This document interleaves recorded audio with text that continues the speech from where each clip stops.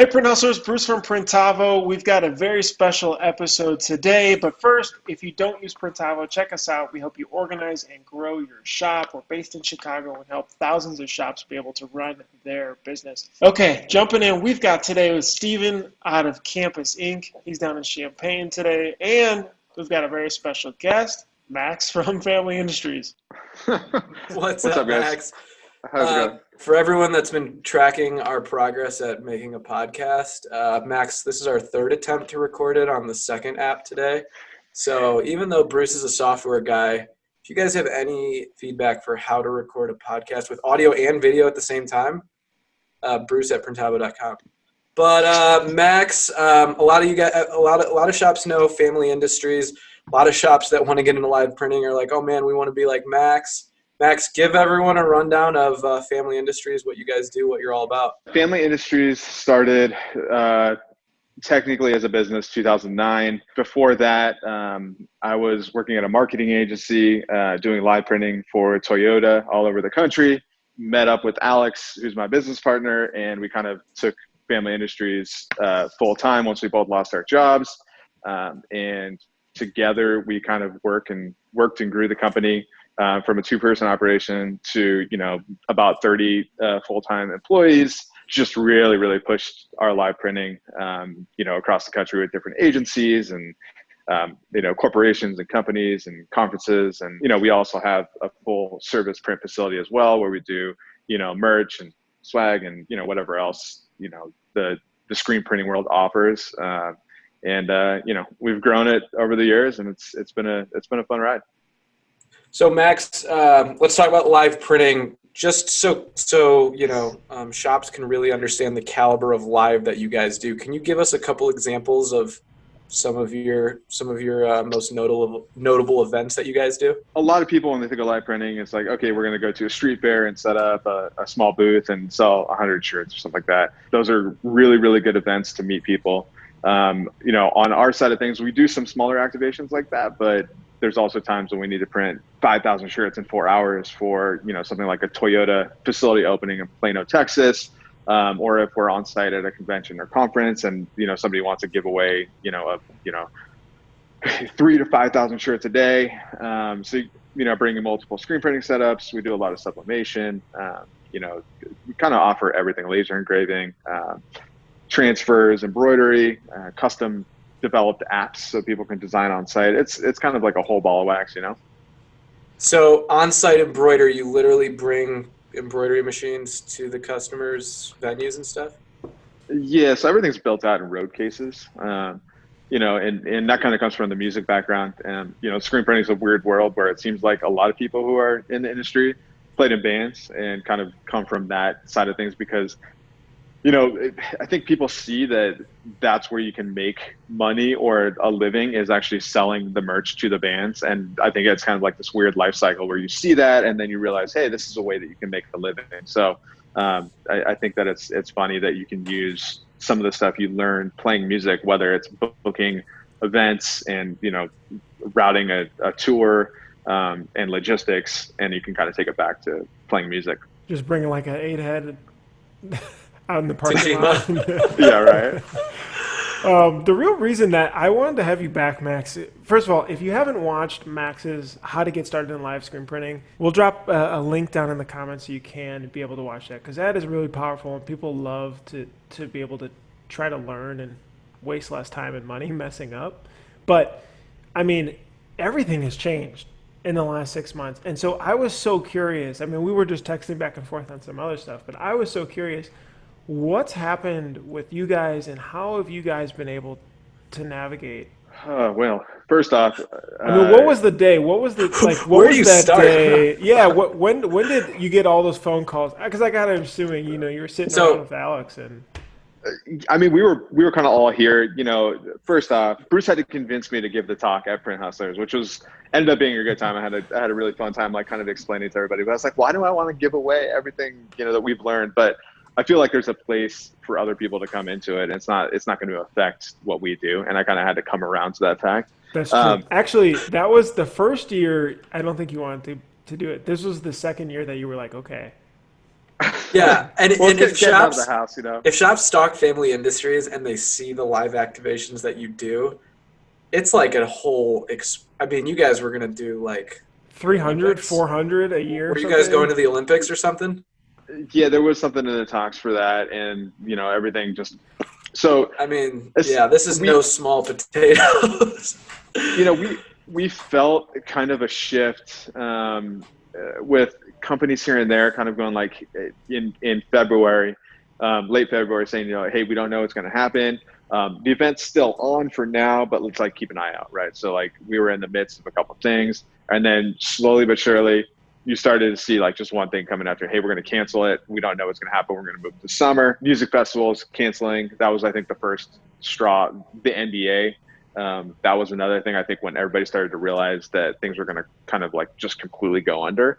We had one last event with a liquor company, and we were out. I mean, we were at like 4 different locations doing it in like mid to late March, and we were surprised it still went on. But that they were like, we've had too much budget, you know, basically into this. We need to get this done. We're going to, you know, social distance and whatever we can at these events. But I feel like everybody really felt it when you guys had the podcast, when we were on it together. I think that was kind of like the first inkling that a lot of the other shops are feeling the same way. Hey, we're going to have to figure out a way forward here. And, you know, I feel like that was kind of like the moment where everybody took a step back and had to figure out, you know, what to do, you know, and masks weren't a thing then yet. So nobody had Sure. masks to fall back on. And, you know, it was just a weird time. I mean, how did you talk to the team then? Because I mean, you guys are very large. I mean, you position yourself not really a screen printing shop at all, right? It's more of like an agency that.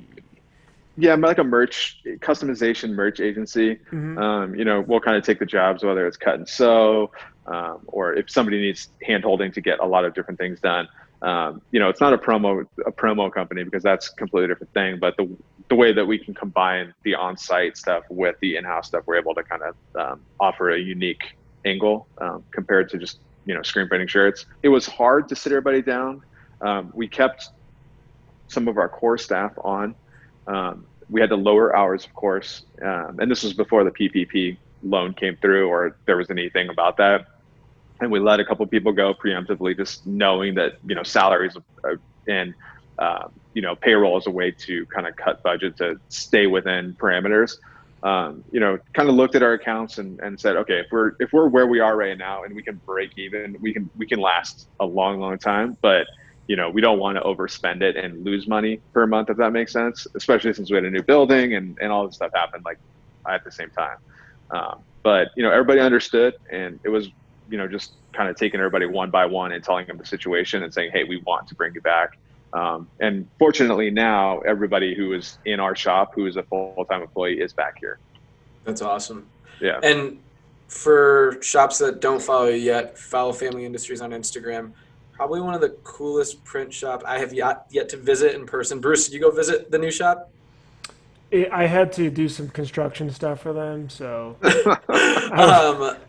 You did some private coding. Is that what do you code on the side for shop? No, I'm just kidding. we did a little But bit of Max, a tour video that's there. But Max, you yeah. built literally your dream shop, and were you moving in February or It's March? not even a shop though, right? I mean, it looks like an. I mean, it's a shop. You know, a lot of people probably would want more space. You know, and we just don't need it. Like we have our space and where we are, so we designed it to what we needed. You know, we've got 2 autos here. You know, our tagger press. We built a really great fulfillment station, shipping, receiving, and then a nice big area for our live gear, and everything is built upwards. So, you know, we can go store everything that we need to store, bring it down, put it back up. And when things are coming in, a nice check-in system. And we epoxied all the floors, because that was one of the things that really drove us nuts at our other spot, is that everything was just so messy and so dirty. And, you know, as a young screen printing shop, when you're kind of starting the business, you're not really aware of like the pileup of stuff that kind of happens at a space. So the thing that we're really like happy about at the new space is being able to keep it clean and kind of like start fresh and really just drive that home as like, you know, it's your space too. You know, you guys probably want to work in a clean space. You don't want to get tagged with the ink anytime you walk by something. So that was really nice. And then, again, like you said, because we work like an agency, we wanted to have a nice office space that we can bring, our customers and clients into, and not be embarrassed of having people use our bathroom, because we'd have clients come in and it was just, the bathrooms are bad, but we had a good run at the other spot. I use the old bathroom. Oh, that was fine. What you think? You thought it was okay? I mean, I wouldn't do it again, but I we always joke. It was like, you get like somebody who's ordering like, 48 shirts and they come to pick it up and they're looking through the showroom like, oh, can we go use the bathroom? And they go in and then like never want to come back just because it's like the showroom was cool. It had a good vibe, but then you go in there and, but it was great. It's one we're keeping that space. That's our fulfillment space now. So we still have the old space, but it's not like our day-to-day operations are not over there. What does that mean for you guys on the fulfillment side? Like, what are you guys doing? Were you guys doing that before too? We were, but it's definitely grown. We used to do a little bit more of the print on demand thing, and we can't scale it up to where we want it to be right now to make print on demand work. There's so much back end with, software and different things you have to get into place, that we just weren't ready to make that investment quite yet into it. So we've moved it into more pick and pack fulfillment, which has been really, really good for our clients. And a lot of people have like been into that option specifically. And I feel like the print on demand stuff, there's a lot of companies who do it right now that are doing it, well. Obviously you get a couple of them who are, 3 to 4 weeks out and, we'll help here and there, but just the pick and pack stuff's been great because it's much, much easier to print and run and then just send it out as people order. Yeah. So Max, like when that day hit, I mean, you're a company that thrives on live events. Like never in a million years did you see this coming. Walk us through like, Alex, like what did you guys do? Was it like, we have to start looking at our balance sheets? Was it like, because like, I don't know, you guys went from sky high to like staring your business in the face and being like, I don't want to like, how you felt that day, but like you've now completely pivoted. Talk to us about like when that started and then did you have to go to therapy? Are you okay? Like, I felt for you too, because you guys had huge events coming up. Yeah. January of this year, we had one of the craziest months we've had as a business. And January is usually not like a slow month for us, but it was really, really big. So we came off of January and like, this year is going to be absolutely crazy if this continues and we're still getting tons of inquiries. We had been thinking about the kind of like the virtual customization for a while. And that didn't really come into play right away, as to what we were going to offer, but it took a while to kind of get everything switched over from our app-based system into like the virtual event side of things and like completely retooling what we do and trying to get that out to our clients. And it wasn't right away that people jumped into it because like, again, when this first started, people were told, hey, this is going to be 2 weeks. It's going to be 4 weeks. It's going to be 8 weeks. And then, hey, it's going to be another 2 weeks. It's going to be another 2 weeks. So here we are, all of us thinking that, hey, this might've been over in 2 months. I remember we had talked before. Did you guys think that it was going to be as long as it has been right now? Or, are we thinking like, hey, it was going to be over in June, like some people said, or like, I mean, there's no real like clear answer to, how we kind of started this off. So yeah, we kind of just sat down and just said, let's move into the new space and then we'll kind of play it out from there and see what we can do. So we moved everything over, and, kind of got a fresh start and we're able to kind of like clear our heads a little bit getting over here. You've done some of these virtual events now. I mean, I saw the one with Amazon, it looked like, and some others that you were playing with. How did that come to be? Was it you guys pitching them? We kind of got in contact with a lot of our, clients and said like, look, I know that you cannot do this anymore like on site, but if you guys need something to still send out to your virtual event attendees, this is something that can get them, still close to the action, and give them something free. So, for somebody like Amazon, they have a huge presence at Comic-Con every year. They're the main sponsor of Comic-Con at Home in San Diego. So when they lose out on being able to be directly in front of so many people at a time, they have to figure out a way to get around it. And we, like I said, had put out a newsletter, I think it was late March, saying, hey, we are doing virtual event customization. that didn't come around again. The client that we worked with until, late June, and they got in contact and said, "Hey, we're ready to do this. We're going to test it out with our Pride, Amazon Pride activations first, and those are a little bit smaller. And then once that went well, they switched it over to do the Comic-Con one, and that was all sublimation. And there was over 10,000 unique shirts, all sublimated, that we did in house. Pretty crazy undertaking, when you're doing it in house and you got to bag and fold and send them out internationally to different people. And it took a while, but we got it done. The team here has been absolutely incredible. Just knowing that this is like kind of like staring us straight ahead. Just that it has been a rough year for a lot of people. Whether it's not being able to come into work because they have daycare situations with their kids, or being scared of getting sick, or having people get sick, or knowing family members who have passed away. Just like it's just been tough. So the virtual thing, kind of, you put it out there, and the clients started getting in contact with us saying, "Hey, look, these events aren't happening. We want it to happen." Sure. That's awesome. Steven, you've done a ton of bagging and fulfillment constantly. Yeah, we were just talking about it the other day. It's like, we're not just a t-shirt printing company anymore. Like, Max, I mean, you guys obviously pivoted from that a long time ago, but like, our screen printing presses are not moving as quick as they were, but our bag tag fulfillment, we're literally putting confetti in boxes. We did like virtual graduation. I think it goes to show, like, the companies out there that don't think of themselves as just a t-shirt printer, but like an event or a solution for your clients. Like, we're going to fit whatever niche they want. If they want us to put confetti in boxes, we will. And there's a price for confetti. Yeah. It's not as lucrative as whatever, but I think for people in our industry, they're learning like what the art of a real pivot is, and a forced pivot. But I think, at first our printing industry was really in shock, but the more shops I talk to, like, I feel like people are figuring it out a little bit. Bruce, from your standpoint, you've talked to a lot of shops. What else have you heard of like shops doing? We did virtual graduations. Yeah, I mean, I think you nailed it on the head. And maybe this is something that, Max, it just sounds like you've just been so passionate about it, so you just naturally been in it a while. But the guys who are really vertically integrating their business to truly figure out, I mean, this whole event pushed everybody that if they really want to survive and grow more, they have to be more of a solution to ask and get deeper into solving their customers' needs better. And before, it was so easy for anybody to be able to buy a press, right, and print shirts, and then, yeah, you need shirts, okay, cool, here's shirts, right? But like, you're talking about taking it to the next level, right, with all the different types of live activity. I mean, think about even embroidery on site. To be honest, I still can't picture it, but but I mean, like, that's truly solving in California weather. Yeah.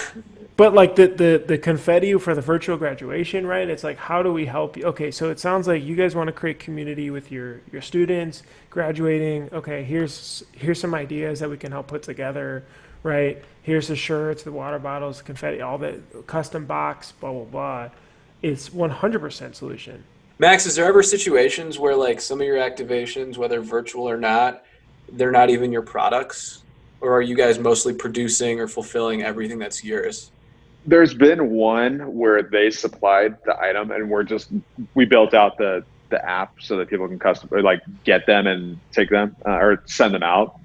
And that's been fine, and it works out. Like, we can still charge the premium for, hey, we're taking everything, shipping it to your customers, and whatever it may be. For the most part, though, it's in-house. We've been doing different kind of customizations, whether it's like the drag and drop app where it's 100% like The Boys, or some of the other ones we've done. The Boys is the Amazon TV show, but not just saying The Boys. So they can drag and drop the different designs, and that was the one where they're all unique depending upon how the person wanted to design it. We've also done some that are just static designs, so they can just kind of click through a couple different ones. And the advantage to that for us is that it's similar to a screen printing shop order. So they're like, hey, we're going to have 1,000 people come through. We're going to cut off the orders at this date, at this time.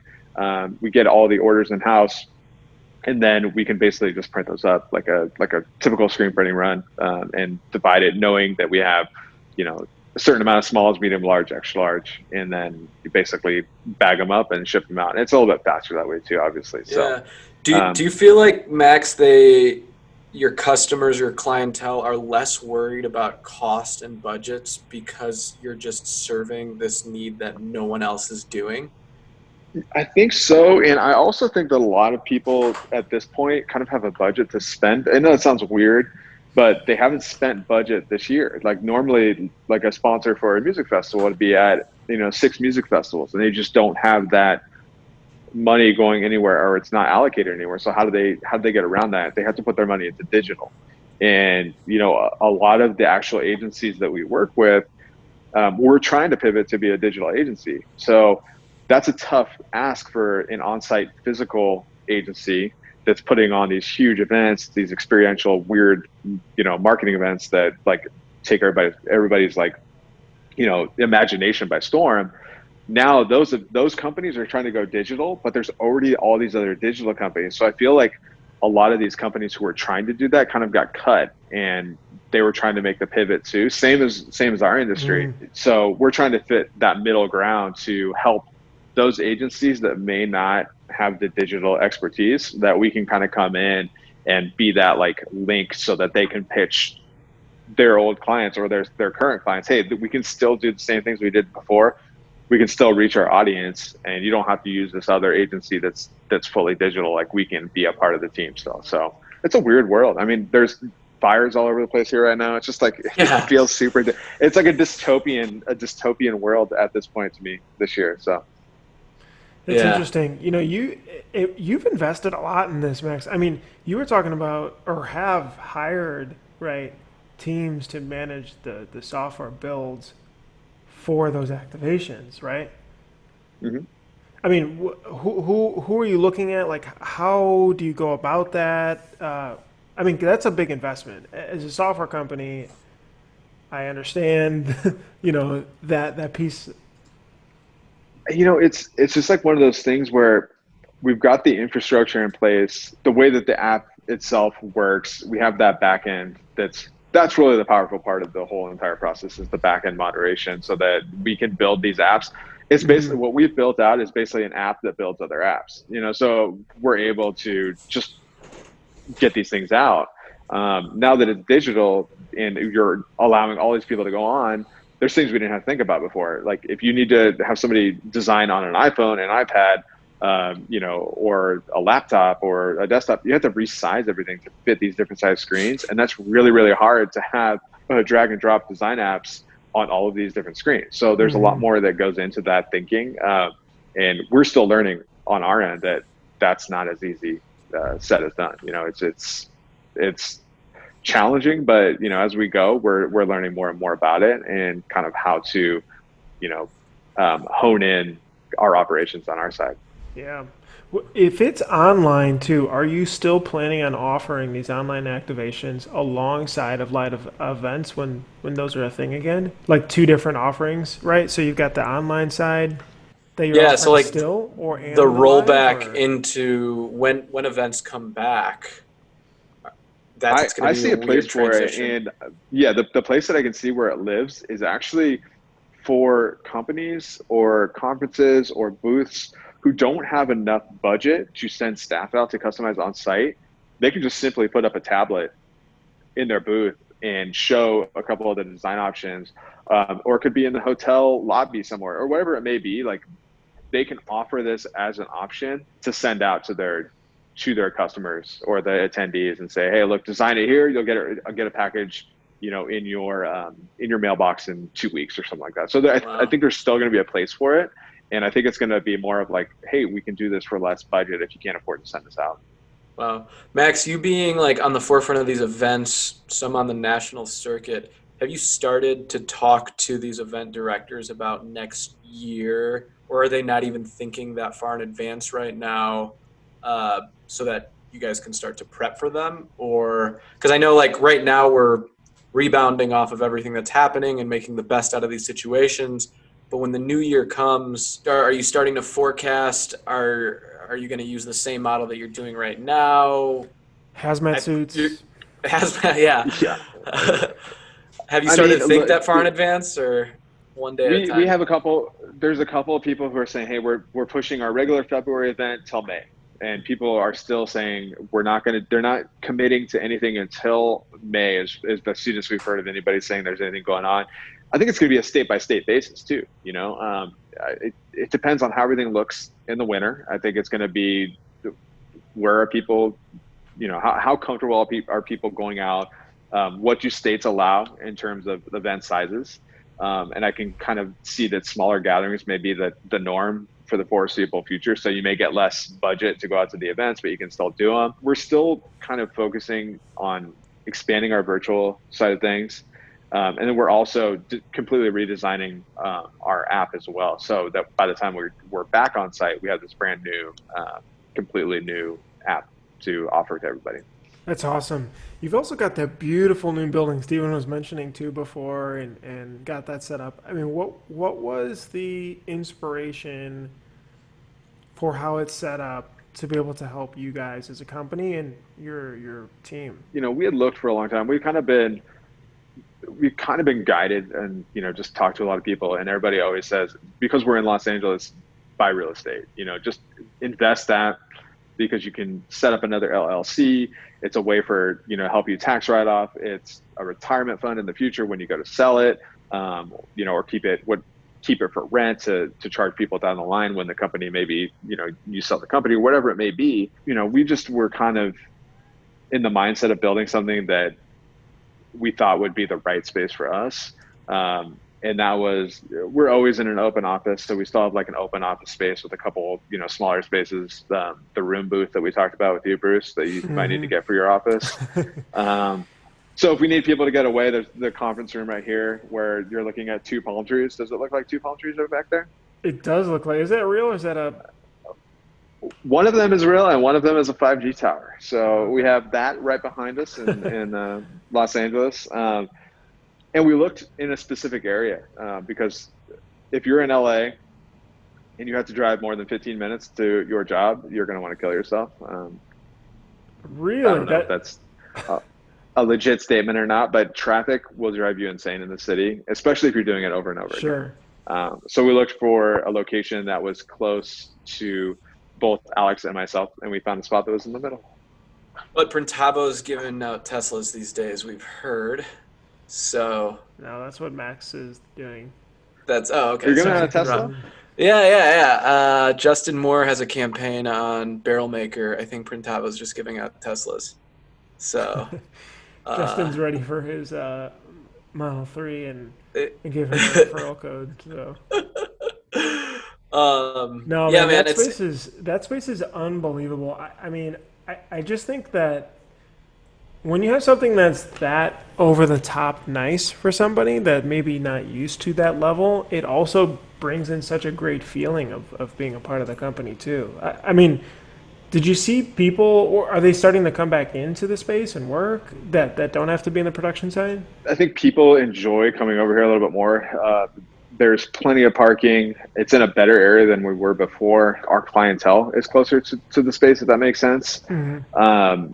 And, I think light was a big thing. And I read a lot about that, and Alex and I talked about it, was natural light is like one of the best things for an office space. It's not even like having your own office or, I don't know. They're just like things that make you the happiest. And natural light was one of the biggest things that we kind of looked over. You know what's funny, Max? We were actually just talking about in a previous podcast, lease versus buying your building, and you just gave all the reasons of buying. Well, at least for LA, which is super interesting to hear. As it seems like you were at the right time though too, right? Because maybe younger on, you didn't necessarily know the sizing or requirements or things you needed, right? Yeah, and then there's also like Steven, you bought too, right? You have a building. Yep. Mm-hmm. Except half our building has no windows, so it's not great on that side of things. Well, that's okay. That's production space. When you have a business at the end of the year, you kind of have to put your money in certain places to help alleviate some of the taxes. And I think that with the way that real estate will help you with lessening like a tax burden, if that makes sense. Especially in a place like LA where you get taxed for every single thing possible. It helps to have your own building, You're not paying a landlord. You're lessening your tax burden. And it kind of just made sense for us at the time to be able to put the money into the building versus, more equipment or whatever it may be. Because I feel like, then I've heard other shops talk about this too. Like, we don't really have like much desire to grow past a lot where we are right now. I don't really foresee always getting bigger as a better thing. Like, if you find a comfortable place, you want to be pushing outside of those walls a little bit, but it doesn't necessarily mean you need to be like the biggest company or make the most money or whatever it may be. Like, if you find a good space to be, I think that's where it's more comfortable. And if you're making a nice living while doing what you're doing, I think that makes sense. Sure. I think, Max, it's pretty cool to see you guys just being able to transition so quickly, but like you're handling it. I mean, just the way you're handling it and being super calm about it and realizing, we're going to get through it. We're going to pivot until we get live back. We're not going to grow beyond our means, have enough space for our people to be happy. Like, it seems like you're kind of at the point where like you're trying to create a good, comfortable business and still grow and push the envelope. But I think that's pretty awesome. I think shop owners can see that, just like that mental toughness is something I want to strive to be eventually, hopefully.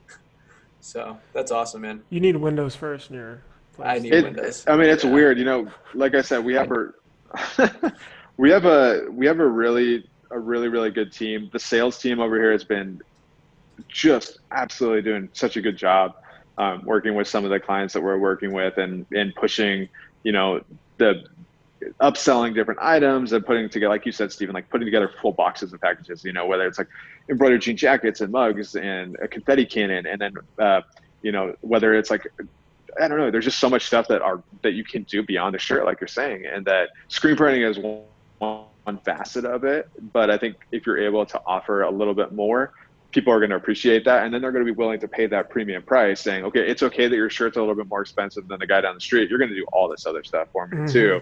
So let's package it together. 100%. That's awesome, Max. Yeah, I really appreciate being able to join us today. I mean, watching that transition has been fascinating as it was very, very sudden, but pumped to be able to see it through the rest of this year and of course next year. Thanks for having me. It was good to chat with you guys as always. And hopefully everybody has a good. Hopefully see you in Long Beach or something. No, thanks so much for being able to join us, Max. This has been awesome. This is Bruce from Printavo. We've got Stephen Farrig, our co-host from Campus Inc., and our special guest, Max Hellmann, out of Los Angeles, Family Industries. If you haven't followed them, definitely check them out, like Stephen said, over on Instagram, because that building is beautiful. I'll mask up. I'm going to check out that phone booth. Bruce just wants to skateboard through your shop. Could skate, and I would even say if I mopped the floor a little bit, you could eat off the floors here. Not at a roll shop, but I think we could like sit down and have like something off the floor here. Yeah, maybe. I'm taking you up on that. All right. Thanks so much, Max. We appreciate it. Take it easy. All right. I appreciate it.